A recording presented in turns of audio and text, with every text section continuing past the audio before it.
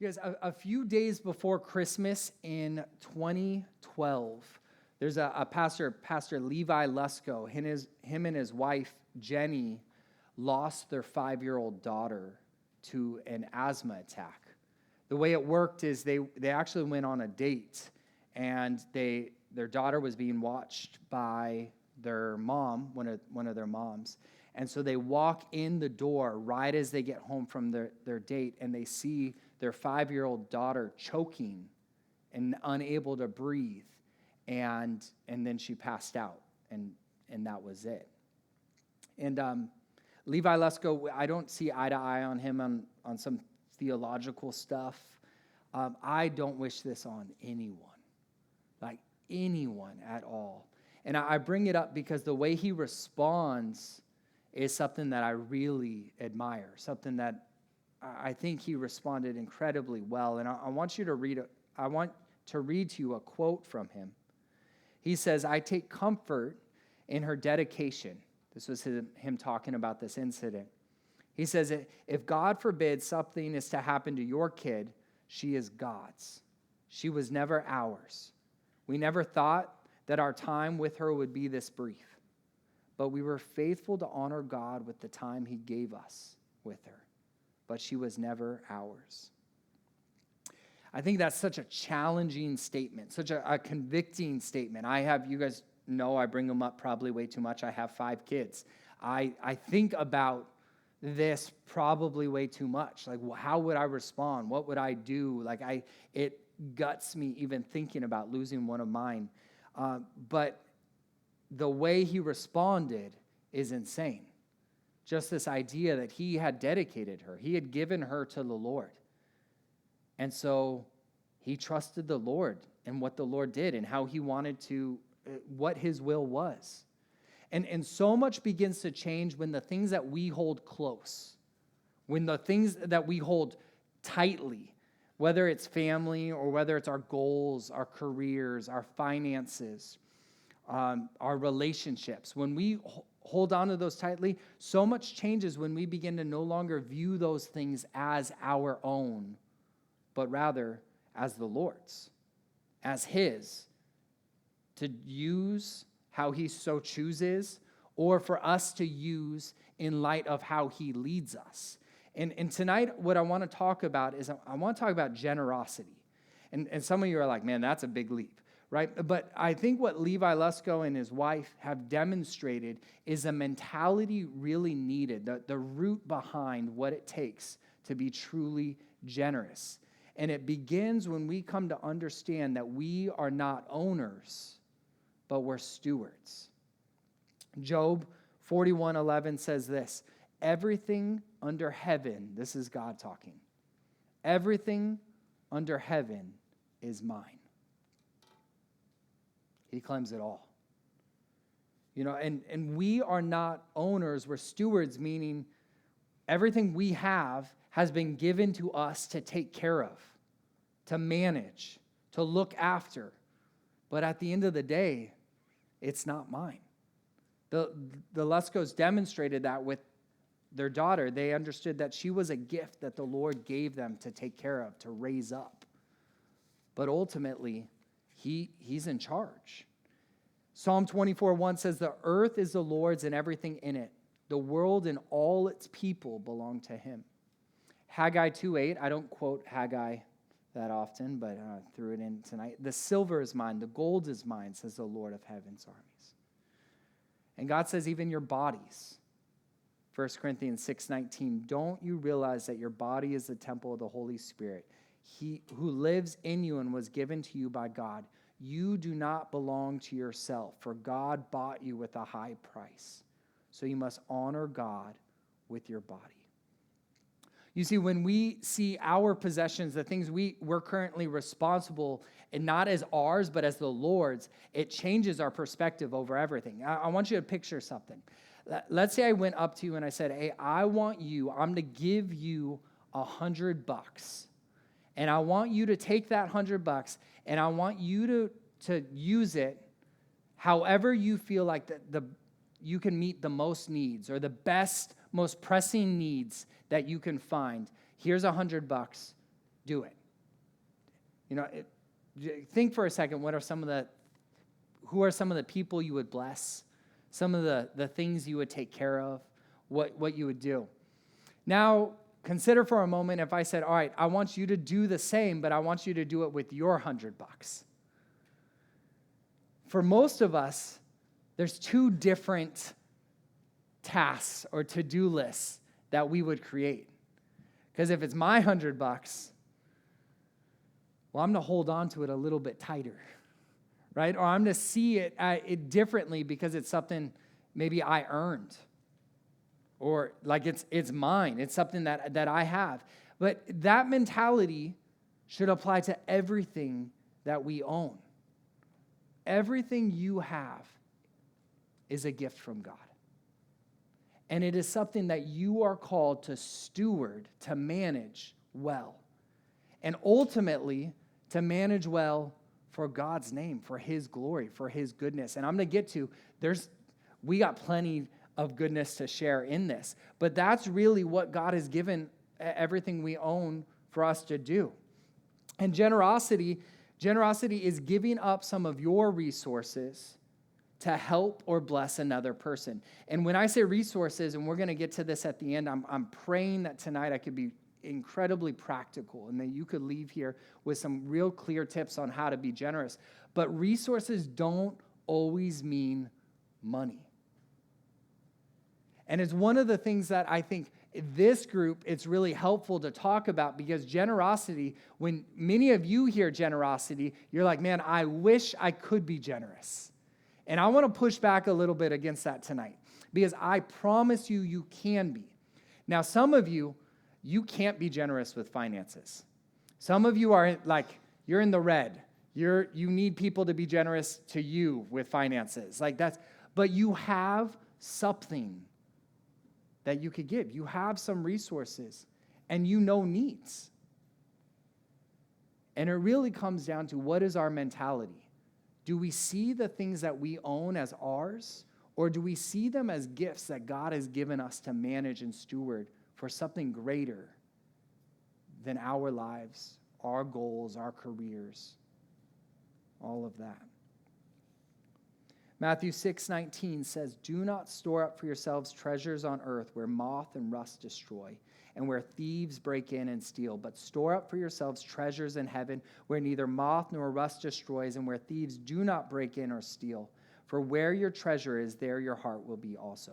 You see, we have this small opportunity to really steward. What I mean by this is that, look, in heaven, we talked about this at my home group a few weeks ago. In heaven, there's going to be no need for hope. Like, that's taken care of in heaven. Faith, you won't really need faith in heaven. Love will still be there. That's why love is the greater among the three, and love never fails, right? But what does stewardship look like in heaven? I'm not sure. I think I would be very, very surprised if it is anywhere near the degree that we have resources now that we can use to bless others or to manage well for God's glory and for his purposes and to be an example to him, which means this: we have this short window to use these gifts that God has given us to glorify his name and be an example for him. And then that's it. And look, it's not that's it and then like, oh man, it's just, hopefully it's heaven and it's incredible. But over and over again, I want to use this life well. I want to live it well, right? And stewardship is key to that. So I want to go through just a few simple truths about generosity. Then I'm going to hit some roadblocks to generosity. And then we're going to get crazy practical. I'm going to try to do it all real quick. So let's just jump into it right away. It says, first truth about generosity is God calls you and me to be generous. It says, now I say this, he who sows sparingly will also reap sparingly. And he who sows bountifully will also reap bountifully. Each one must do just as he has purposed in his heart, not grudgingly or under compulsion, for God loves a cheerful giver. And God is able to make all grace abound in you, so that always having all sufficiency in everything, you may have an abundance for every good deed. You know, this thing about God is when he commands us to do something, he does not give us as many outs as we often would like. Like in our minds, we often consider, hey, like, God, I understand what you're calling me to do, but, and then we tell him why we can't do the thing he's calling us to do. And with generosity, part of the issue you and I have is we don't have a ton of resources financially. And over again, I want to encourage you guys tonight, like, there are opportunities for you to give and develop a really generous mindset that does not only honor God and fulfill the call he has in your life, but allows us to be generous and really generous. God calls you to give. As freely give as you were freely given. That's not where it ends. Generosity leads to blessing. Proverbs 11:24-25 says, there's one who scatters and yet increases all the more. And at first, in your mentality, like, that doesn't make sense to the typical worldly attitude. Like, I can't keep spending, but you can't, like, when it comes to blessing others, you can't run out of blessings. That's not how it works. You can run out of finances, and again, this goes beyond that. But here it says, if you scatter, you're going to yet increases all the more, and there's one who withholds what is justly due, and yet it results only in want. The generous man will be prosperous, and he who waters will himself be watered. There's blessing when we see what we have as something we're stewarding, as something we're managing, and when we're generous with it. And that blessing isn't always financial, just like your generosity doesn't have to be the blessing. The way God returns it isn't. But there's favor and a blessing that comes when we use what God has given us for his kingdom. Think about in the New Testament, there's a rich young ruler, and he walked away sad because he had many possessions. And the things that he owned him. They kept him from what God wanted to do. And then we have the example of the Good Samaritan, right? Who blessed and helped others. And I think about what the rich young ruler missed. And we don't even have an idea of the different blessings that the Good Samaritan, like that example is one that we have and we talk about all the time. That's the example I want to follow. Truth number 3, generosity leads to greater generosity. You guys set an example. And in fact, within your home, within your friend group, if you do something generous, try it. It's contagious. Truth number 4, generosity leads to greater health. In fact, and I'm just going to fly through a couple of these, but Dr. Stephen Post, he wrote a book called Why Good Things Happen to Good People. Now, clearly, he would have some issues with like total depravity and all that, but we're not going to get into that. He said this, someone who is really generous, giving fights heart disease twice as much as aspirin. He says like the health benefits that come from someone who is really generous, like how that affects you, it's more effective to be generous than to take medicine or to take some actual like pharmaceutical drugs. Like it affects your health. And lastly, and this is what I want to end on, and this wasn't in my notes until worship, but here's what I want to challenge you. Generosity brings us into alignment with the Lord's heart. When I'm generous, like there's many things that naturally I can do, and it doesn't take much thought. And if anything, it stokes my pride. Like there's just activities, if you want to, like there's things that I want to compete in. And probably I should slow down because the competitive nature in me, but it's like, yeah, I'll throw down. I'll do whatever. Like there's things like that. There's things that I have to guard against entering into because naturally they're just going to be something that can increase my pride or increase my dependence on myself. Generosity is not one of those things Because when I'm generous, I'm thinking about someone else. And often what happens is I'm thinking, Lord,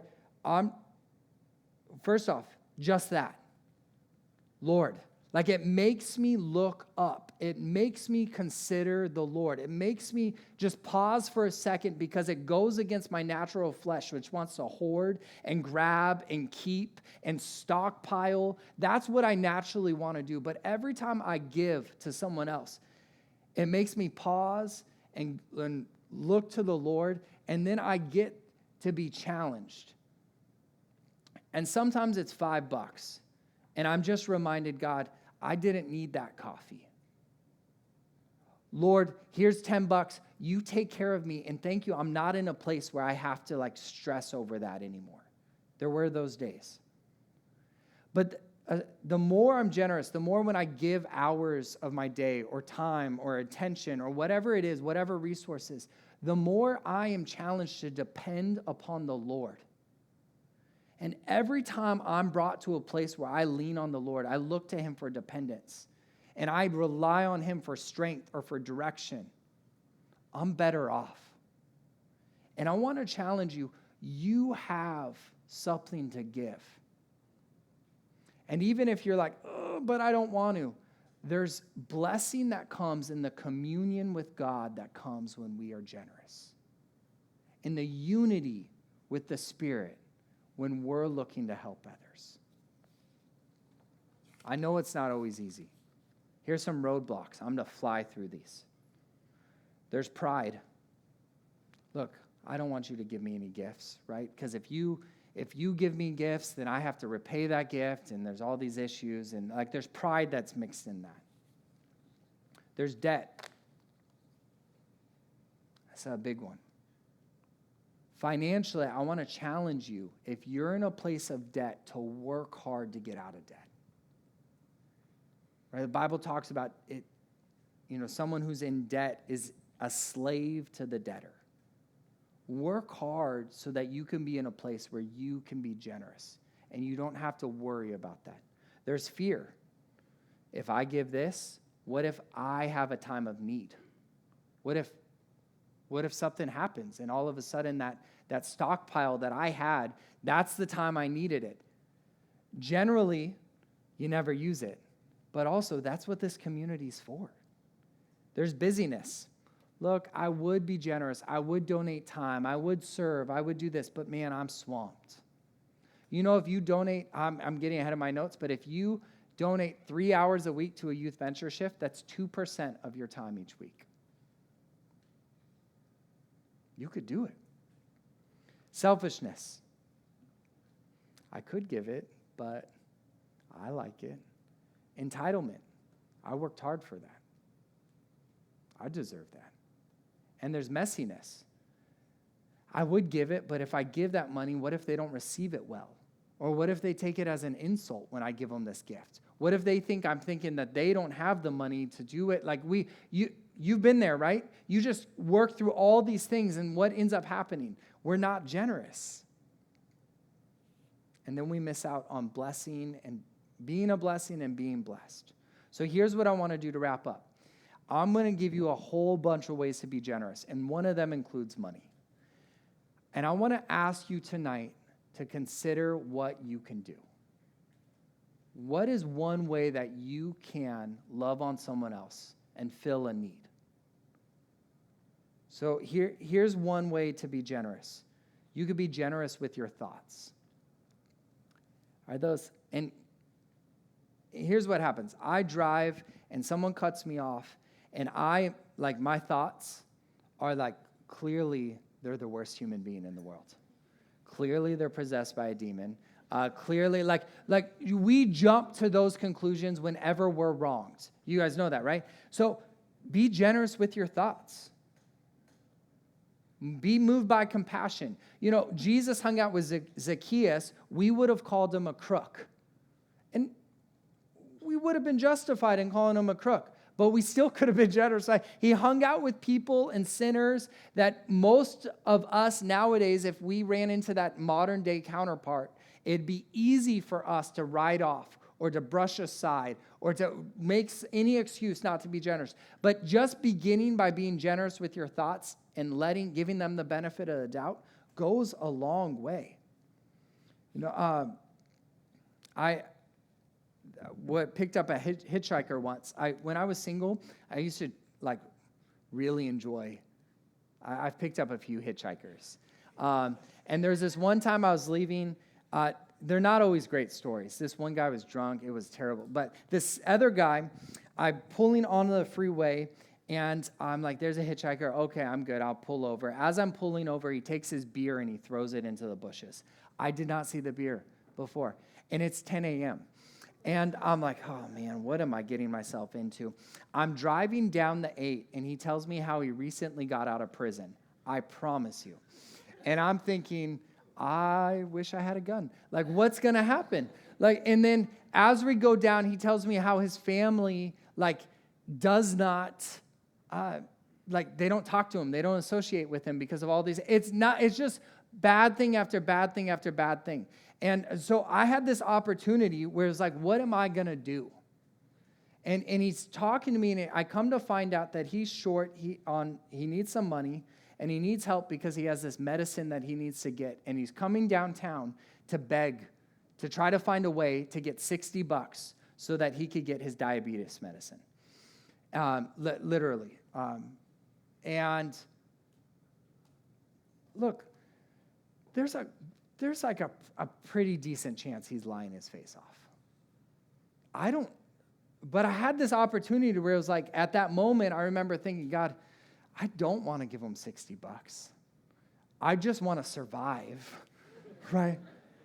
But I had this chance, and so I was able to, I went and got him the money, and later on I was able to pick him up again and see the medicine, see that it worked. But it didn't happen because I was generous with finances.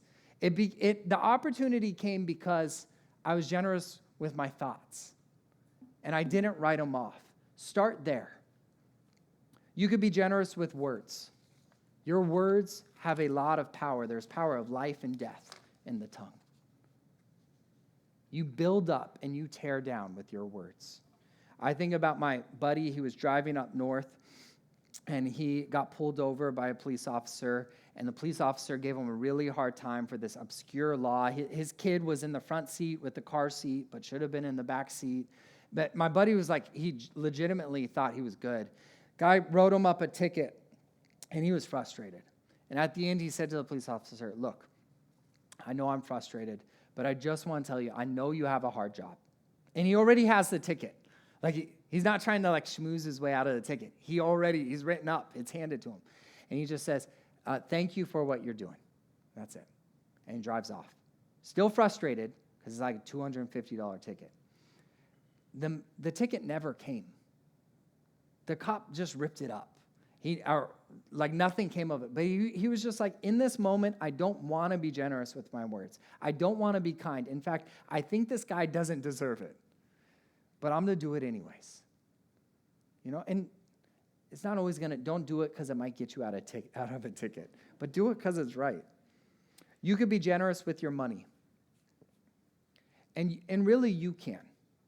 Wherever you're at, I am sure that you can find a way to cut back on something to give something. And here at Foothills, you are not going to find any building ever named after a person because they gave money. And here's the reason why. There's someone at this church who could give $100,000. And it would be the same sacrifice to them as you giving $500. Now, your $500 might not go as far financially, but it's not about equal giving. It's about equal sacrifice.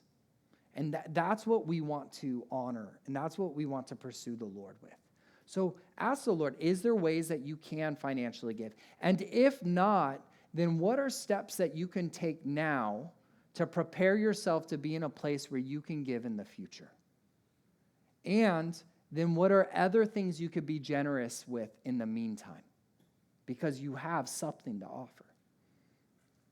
I do want to encourage you, if you if you have money to give, but you're like, it always disappears, then put in your budget a generosity line item. Put in your budget money that you put aside each month to give away. Or start saving. We have the retreat coming up in 2 months, and it's going to be $120. And for some of you here, you're like, I got it. I'm good. I could take care of that. And some of you, when you heard that, you're like, oh, I'm not sure. If you have money, put it aside. Maybe you can help cover someone who needs it. There are always opportunities. Even something like that can make the world of a difference. You could be generous with your influence. And some of you have legitimate platforms that you can use for influence. For some of you, your influence might not be as big, but you have influence. Be generous with it. Use it for something beyond yourself. There was a time when we were going down to Mexico quite a bit. My junior year, I went down to this church and met this family. In fact, if you guys have been down to Mexico anytime recently, we still work with this family. They're incredible people. And when we were down there, I brought my guitar, and they didn't have a guitar for their church. So the worship leader actually used my guitar one of the Sundays to lead worship at his church. But otherwise, he was using this a keyboard and a really beat up, broken. It doesn't count as a guitar. Well, I didn't give him my guitar. In hindsight, maybe that could have been something. And I didn't have money to buy a new guitar. But I did have influence in our high school group at that time. So, and I wasn't alone. We had other people. So what we did is we came back and we used our influence to gather a bunch of people around this idea of let's raise enough money to buy their church a guitar. Again, I didn't donate enough to buy a guitar. I probably in hindsight didn't donate enough to buy strings, like being blunt. But I used my influence, and we were able to raise all the money for a guitar, for a bunch of Sunday school supplies to do a lot. You can do a lot more than you think you could do. Use your influence. Use your time. Be generous with your time. If you are a young adult and you're not married and you don't have kids, you have flexible time. I know that because if you are married and you do have kids, you still have flexible time, and you have all these other demands on your schedule. I know that many of you work and go to school. I know that's hard to balance. I've been there, and you still have flexible time. You have time you could be generous with. And as I said before, if there's 168 hours in a week and you give 3 hours once a week to a VBS group, my rough math, I think that's like 1.7% of your week. You could do it. Next week, we need help with VBS. I want to challenge you. Maybe that's where you start and you say, I'm going to be generous this week, and if you do as much as you can. But we could use it here. It would be really helpful. I want to encourage you to be generous with your attention. When you're in a conversation, put your phone down. If you see someone wearing a name tag, say their name. That small things like that can show love. Be generous with your stuff. Let people borrow your stuff. Yeah, it might not come back. Maybe don't borrow, if the guy that keeps breaking it, maybe not him 6 times, but be generous with your stuff. And the last one I want to encourage you with is to be generous with forgiveness. And I think of all the things that we hold on tightly to, money is probably right up there. But next to it would be holding on to offenses. And you can forgive someone and be generous with that forgiveness. They might not deserve it, and you're like, God, I'm going to trust you to carry out justice. And I'm going to forgive. I'm going to hand that off to someone else. I bring all of this up because we have an incredibly generous God. It says in Romans 8:32, he who did not spare his own son, but delivered him over for us all, how will he not also with him freely give us all things? Like, our God has done so much for us. And the vast, vast majority of that blessing, I have no clue about. I just know a little bit of the goodness of God, and it's incredible. And what we get to do when we're generous is we get to respond to the generosity of our God, not only in what he's given us in grace, in salvation, but also in what he's given us in actual possessions and influence. And we get to respond to his goodness by showing that goodness to others and looking to fill the needs that someone else has. And I think about everything that I have right now. And there's that parable in the New Testament. I didn't look it up. Maybe should have. But about the guy who has all this wealth. And he's like, man, I don't have enough room. And so he builds bigger barns and storehouses for all of it. And Jesus talks about him dying. And how it's roughly paraphrased, man, you fool, right? For this very night, your soul is demanded of you. Whether my life is another week or two or another 80 years, whatever it is going to seem so insignificant compared to eternity. And whatever I have, possessions-wise, my home, my car, my bank account, it is so insignificant compared to the storehouses of God. And I think we have an opportunity in this life, in what we have, to say, God, you've given this to me, but it's not mine. How do you want me to steward it? What do you want me to do with it? And how can I take what you've given me to bless your name and bless others? Can I have the band come up? There's one of my favorite quotes in the world is by this guy named Jim Elliot. And some of you just saying his name, you know what quote I'm to give. But he was a missionary. He ended up dying in the mission field. But he said, he is no fool. He is no fool who gives up what he cannot keep to gain what he cannot lose. I love that. I want to live by that. Will you guys stand up? I want to pray.